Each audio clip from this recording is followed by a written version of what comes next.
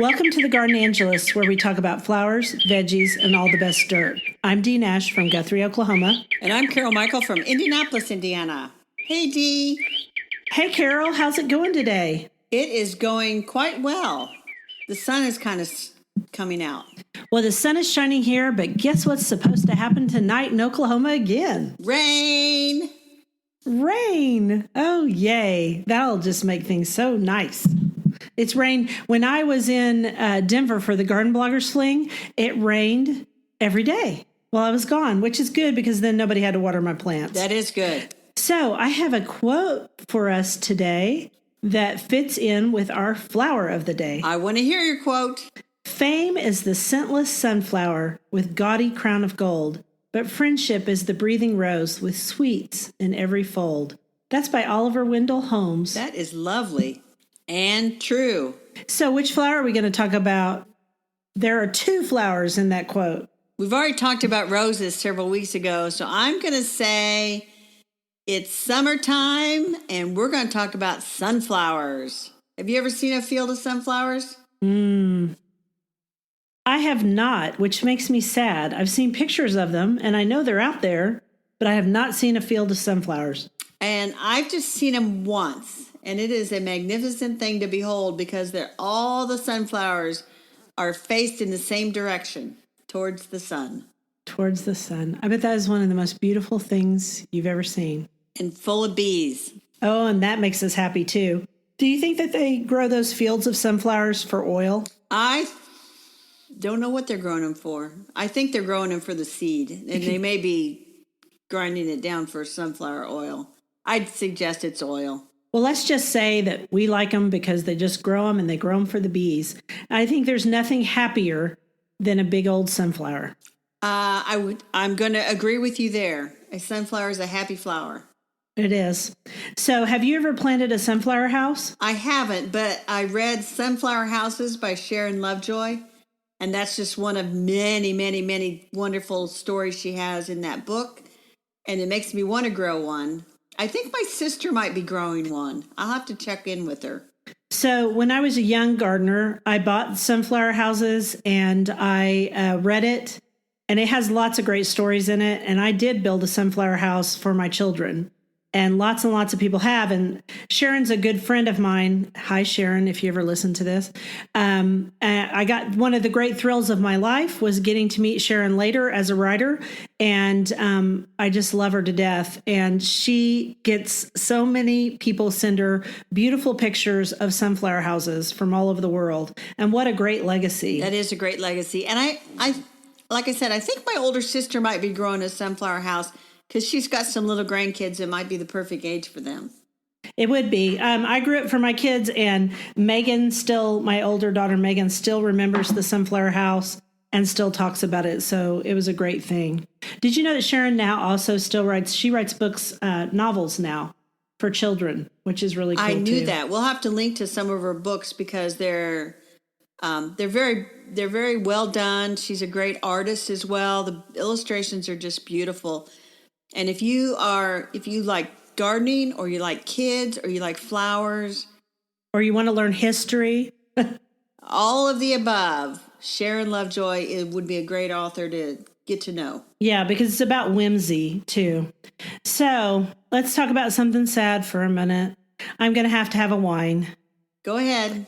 All right. So I grow a cutting garden every year in these 3 big raised beds, and they're 8 feet across and 12 feet long. And it has rained so much in Oklahoma that the bed has broken. I wrote about it on the blog a few weeks ago, and I'm having trouble. I've replanted the seeds 3 times. I hope the 3rd time's a charm. And I always grow sunflower seeds at the end of the bed, and then zinnias and cosmos and all these beautiful flowers. And I'm telling you, between the cutworms and the rain, I'm just about to give up, but I'm not going to do it. Do not give up. I sowed my marigolds and zinnias and sunflowers late.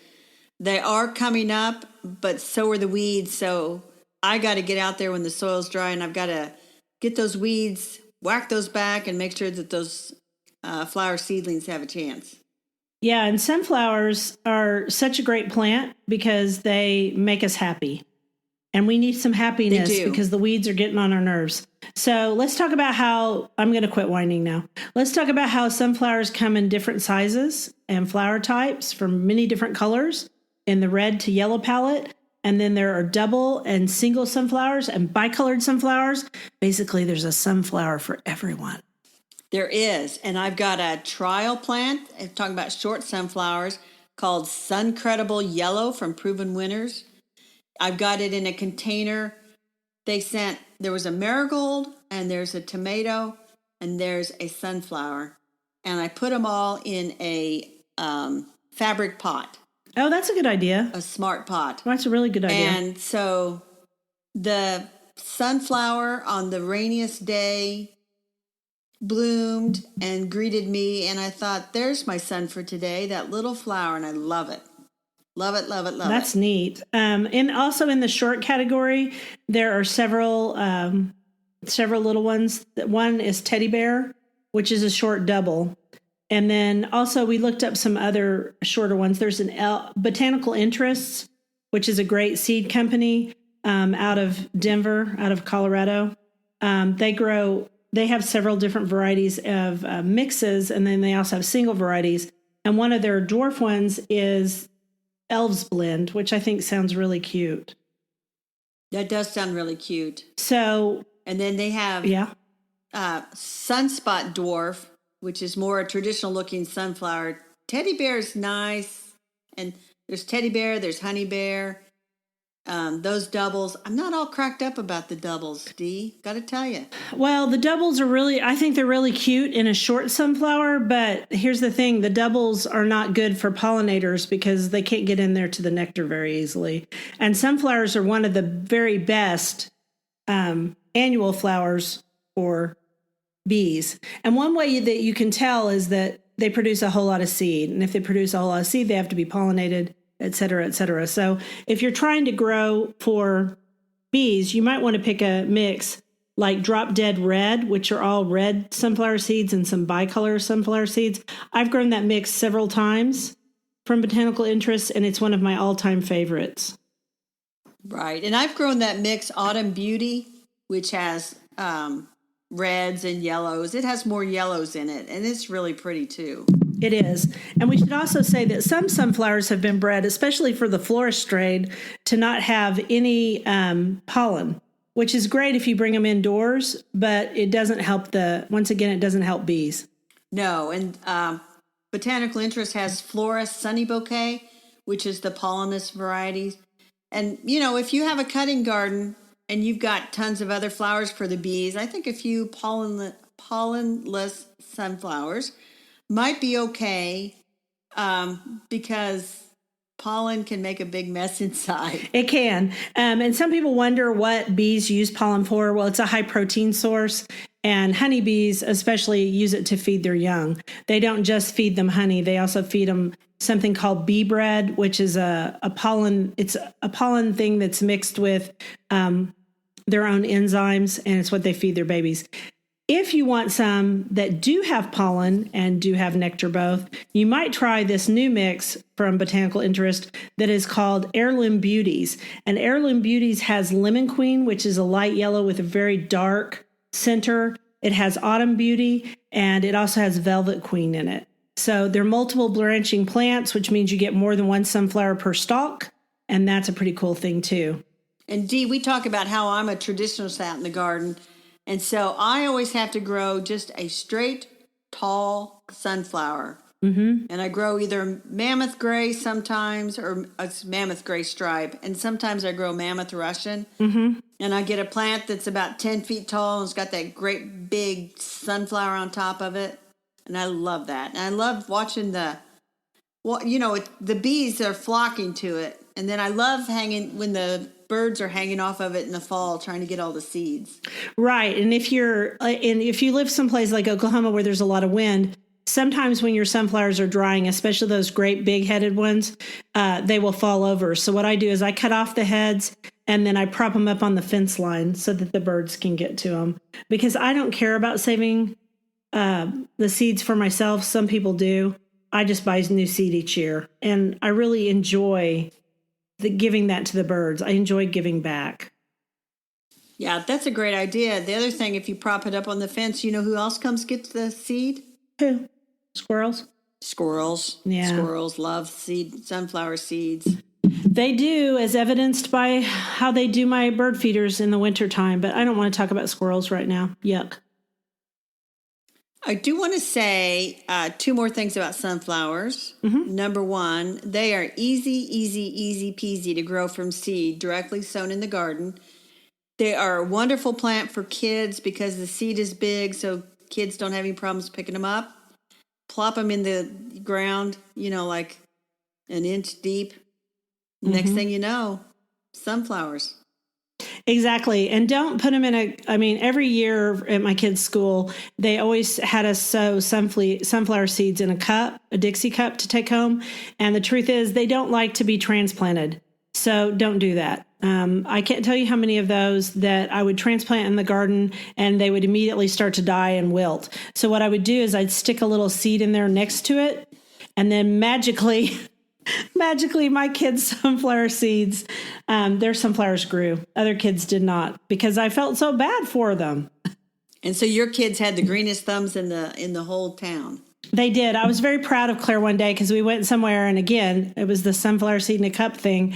And it was so funny because the teacher at this it was a science fair thing. She said, okay, put the dirt in the cup and then put the seed down in the dirt. And Claire raised her little chubby hand. At the time, she was about 4 years old or 5 years old. It was pre-K. And she said, excuse me, that's soil. That's funny. It was funny. The teacher just looked at me and rolled her eyes. But I was proud. Yeah. It was a proud garden mama moment there. That is a very proud moment. The other thing about sunflowers, and this is a very tongue-twisty kind of word, but they are allelopathic. Allelopathic, which keeps weeds from growing around them. So they do want their own little space in the garden. And I usually plant a row kind of at one end of the garden or the other and just give them their own space.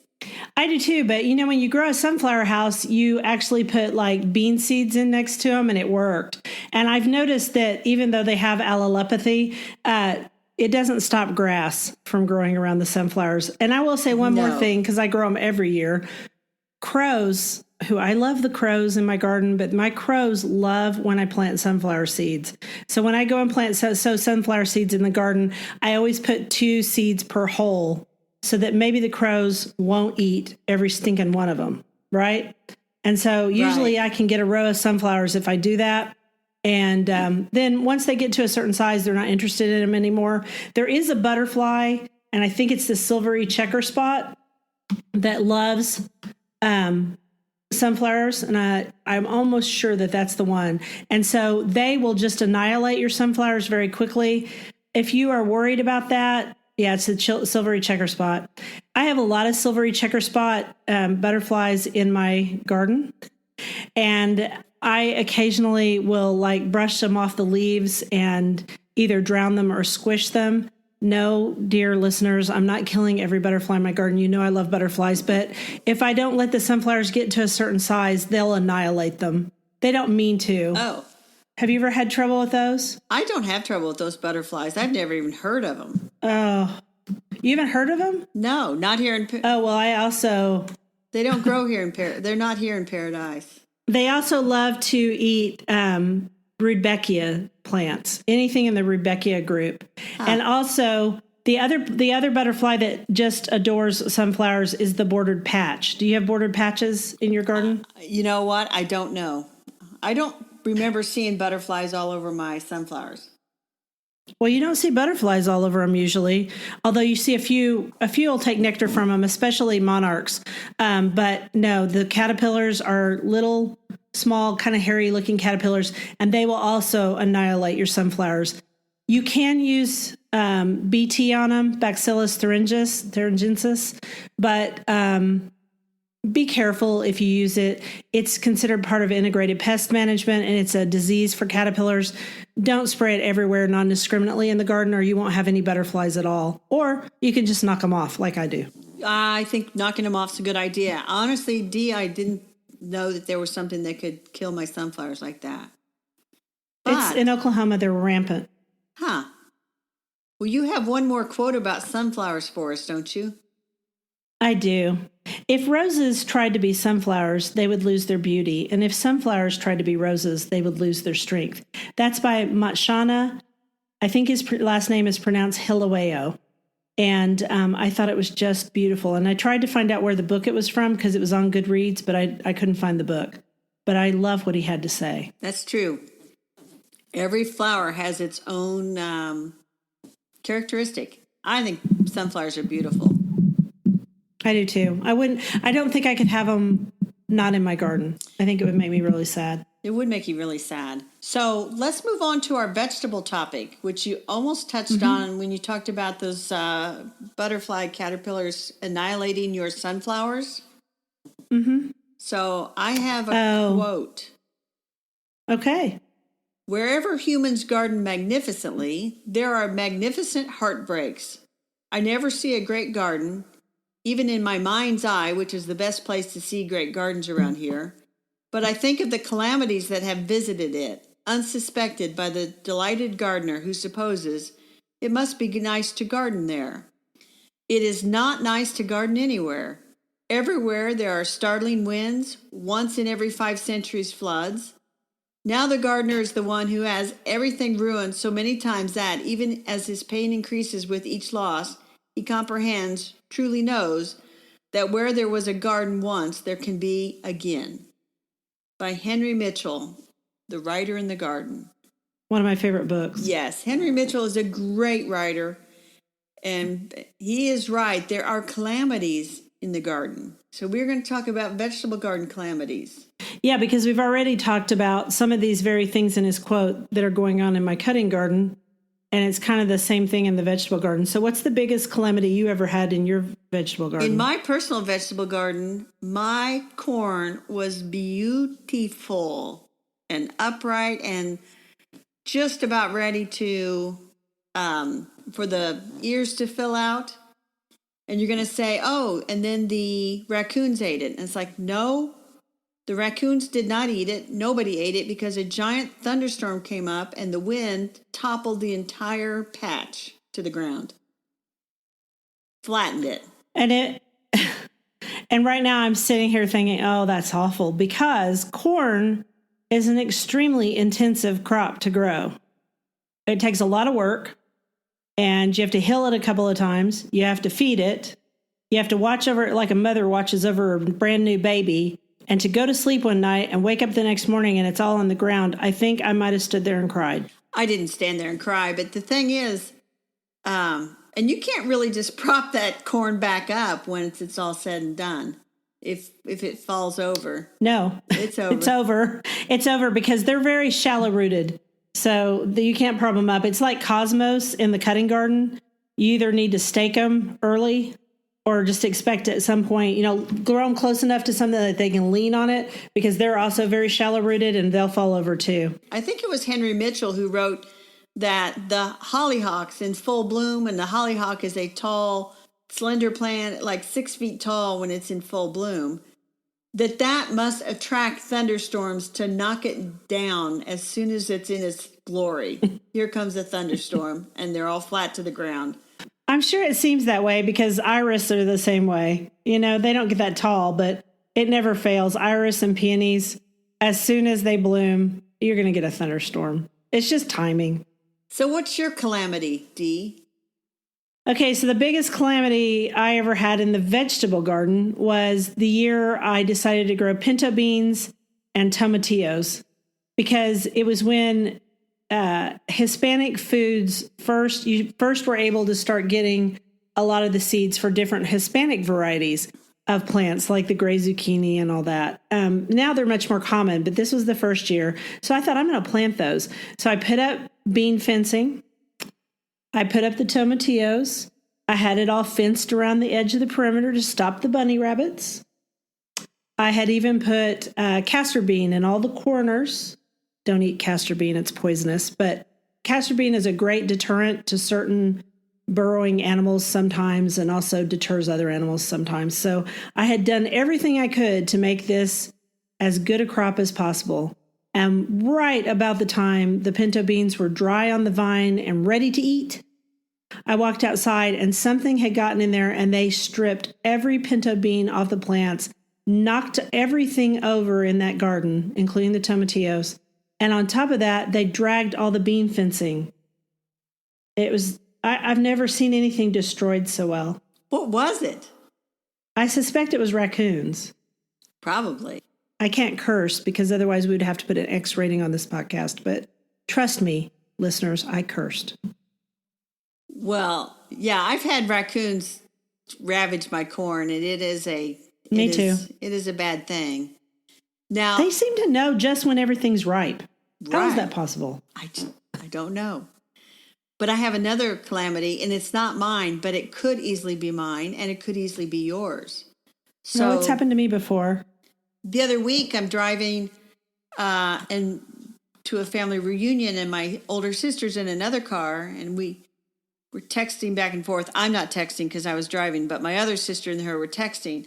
And she says, got a text. They want to know if my niece's tomato plant that got eaten by hornworms, if it's a loss or if she should just kill the worm and go on. And I said, well, I need to see a picture, but without looking at the picture, usually you just find the worm and kill it and go on. So we got to the restaurant we were going to, and my sister showed me the picture. And Dee, I have never seen a tomato so eaten by hornworms in my entire life. She probably had several, right? I mean, she must have had more than one. There were 2 that she found, and the plant was probably 3 feet tall. It was growing in a raised bed container. Mm-hmm. Every single leaf. And she had a picture from the day before when the plant was perfect. Mm-hmm. And then the next day, 24 hours later, every leaf was eaten.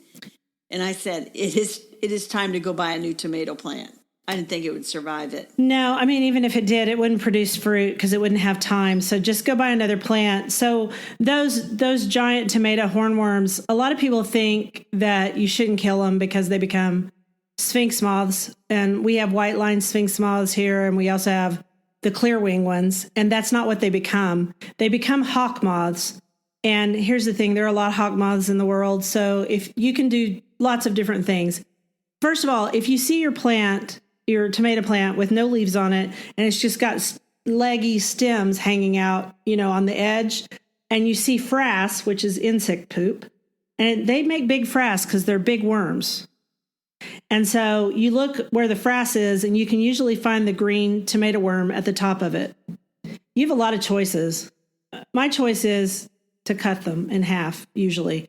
But sometimes if I have one tomato plant that's just been devastated by them, because they'll come and get more than one tomato plant at a time, right? I mean, that's what happens here. So I just take all the hornworms and put them on one plant, and then I wait for those parasitic wasps to come, and usually they'll find them.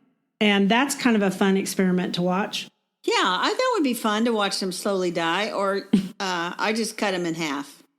Yeah, some people don't think you should because they're afraid you're going to kill sphinx moths, but it's the hawk moth.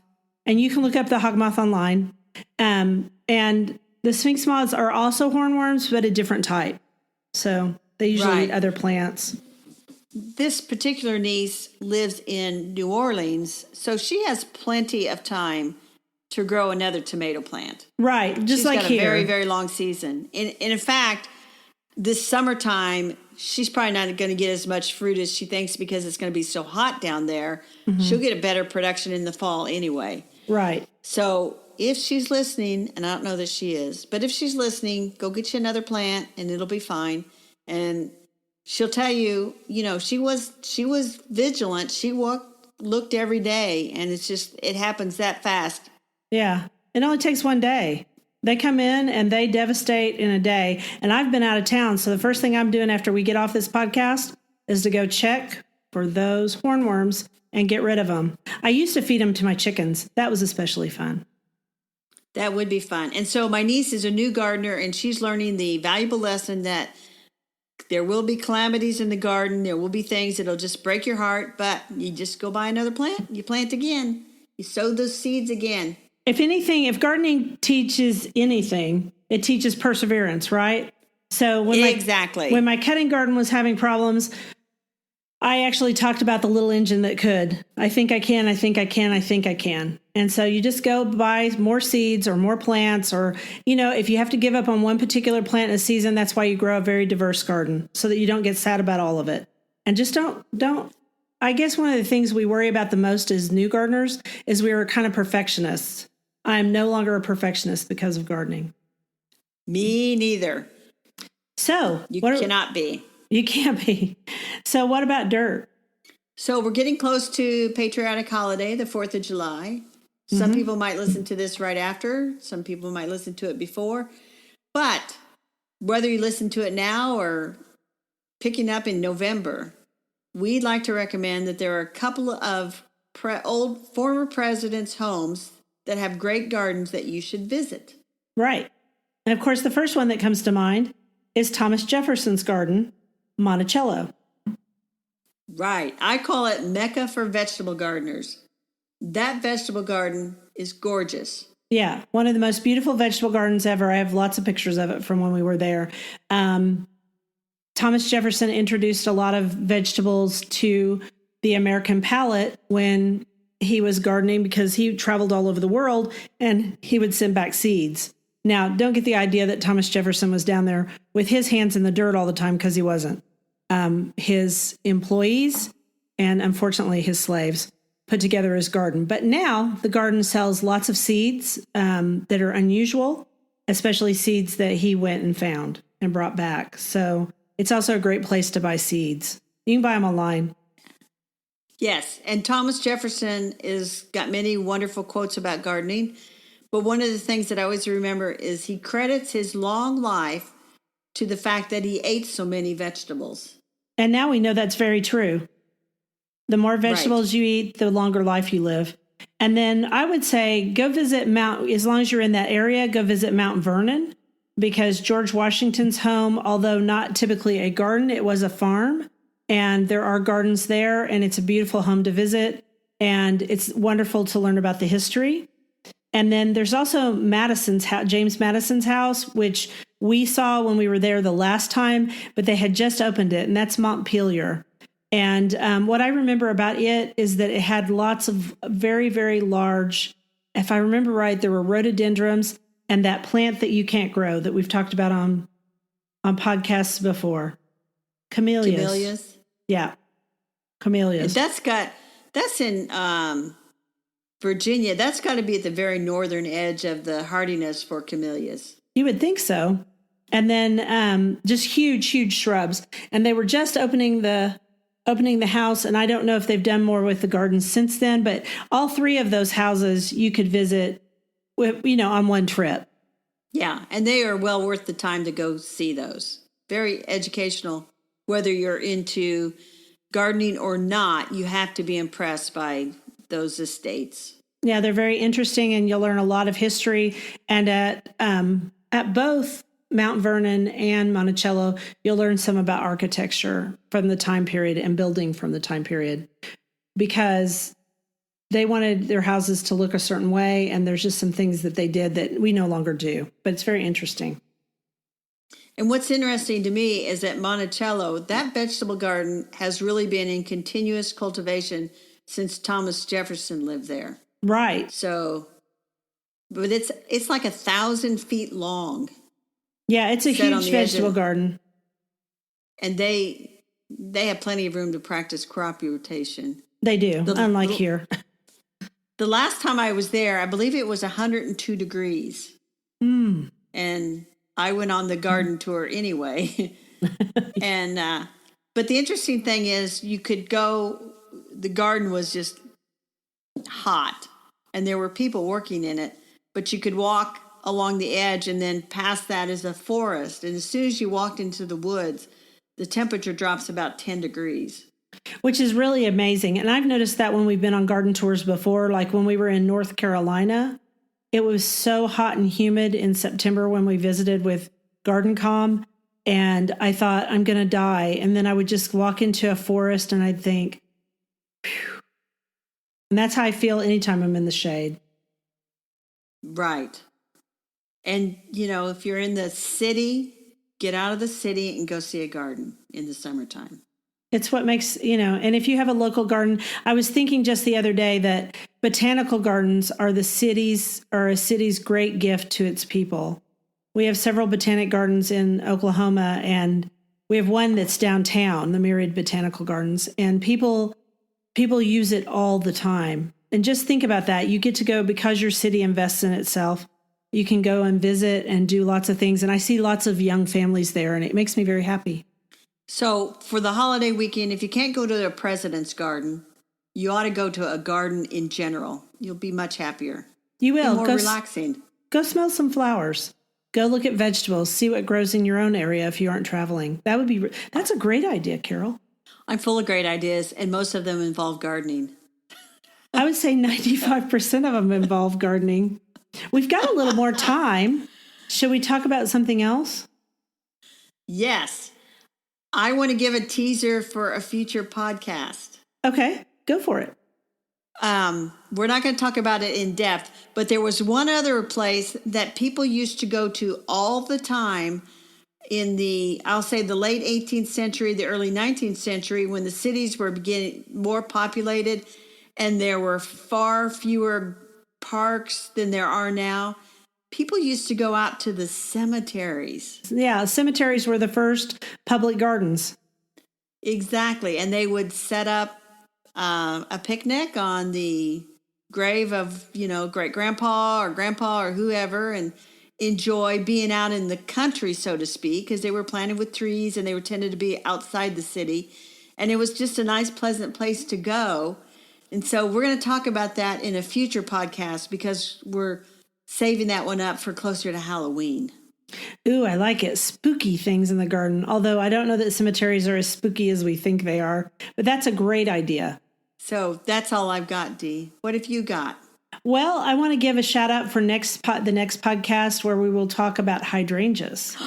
And I love hydrangeas. And we will just tell all kinds of information about all the different hydrangeas, which ones grow easily and which ones grow the best in our gardens, and, how to turn them blue. Not all of them, but the macrophyllus. We're also going to tell people how to safely grow mint. That sounds funny because anybody who's ever had mint in their garden knows exactly what you're talking about. Right. We're going to tell them how to practice safe mint growing. That's pretty funny. Well, I think that's all we've got for today. That is it. So folks can find us on Instagram and Twitter and what's the other one? Oh, Facebook. I'd almost forgotten that one. Where we are the Garden Angelus. They can email us at thegardenangelus@gmail.com. Dee and I are both also on Facebook. Dee is Red Dirt Ramblings. I'm May Dreams Gardens. We're both on Instagram. I'm Indie Gardener. Dee is Red Dirt Ramblings. We're both on Twitter. I'm Indie Gardener. I'm sounding rather redundant. And you're Red Dirt Ramblings. Yes, on all those things, because that's what they tell us we're supposed to do. In other words, it's really easy to find us almost anywhere. And if you have a question or a comment, just leave it at one of those places. We will see it and we will get back to you as soon as possible. Thank you for chatting with us over the Garden Gate today, and we hope to hear you soon again. Bye, Dee. Bye, Carol.